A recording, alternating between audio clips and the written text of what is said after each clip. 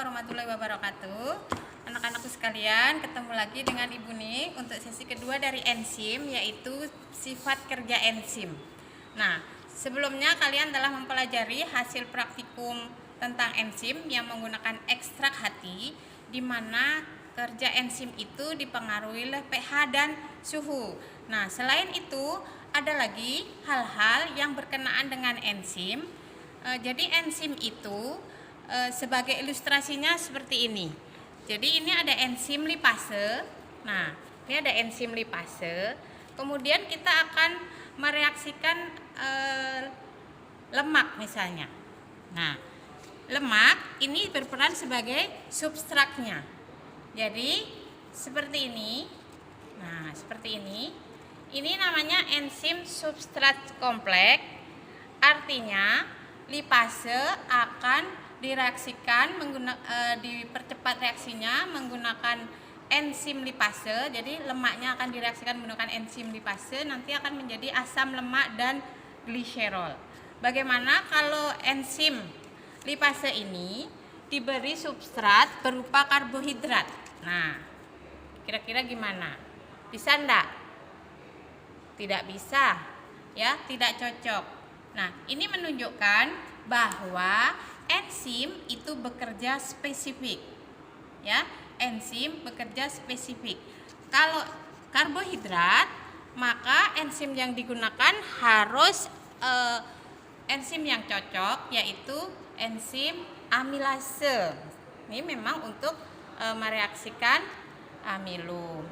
Misalnya enzimnya protease, berarti dia akan mereaksikan protein.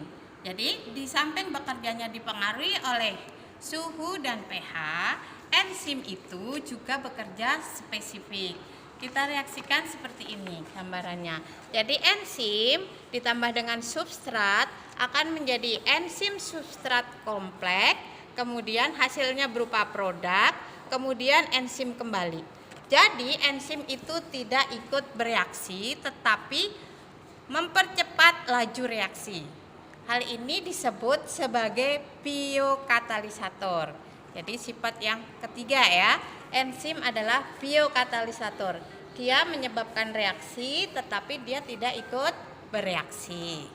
Nah, berikutnya sifat yang berikutnya adalah enzim ini bekerja bisa bolak-balik. Artinya pada penyusunan senyawa atau pada pemecahan senyawa itu dilakukan oleh enzim yang sama untuk substrat yang sama. Misalnya kita mau mereaksikan lemak menggunakan enzim lipase, hasilnya asam lemak dan gliserol. Ini produknya. Bagaimana kalau menyusun lemak? Asam lemak dengan gliserol disusun, direaksikan menggunakan enzim lipase lagi, nanti hasilnya menjadi senyawa lipid. Misalnya untuk protein ini menggunakan enzim protease, ya, protein dengan enzim protease, hasilnya pecahannya adalah asam amino. Kalau kita mau menyusun protein, asam amino akan direaksikan oleh protease menjadi protein. Jadi sifat berikutnya adalah enzim bisa bekerja bolak-balik.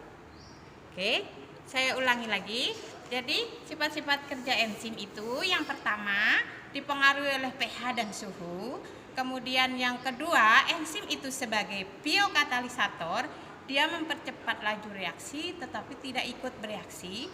Kemudian yang ketiga tadi, enzim itu bisa bekerja bolak-balik. Artinya dalam reaksi penyusunan bisa, reaksi pemecahan juga bisa. Kemudian yang terakhir ini tadi, bahwa enzim itu bekerja spesifik. Artinya enzim tertentu untuk mereaksikan substrat tertentu. Enzim tertentu untuk mereaksikan substrat tertentu. Jadi tidak bisa sembarangan. Seperti itu ya. Jadi sudah jelas anak-anak, sampai di situ sifat kerja enzim. Terima kasih untuk pertemuan ini, semoga kalian lebih paham. Assalamualaikum warahmatullahi wabarakatuh.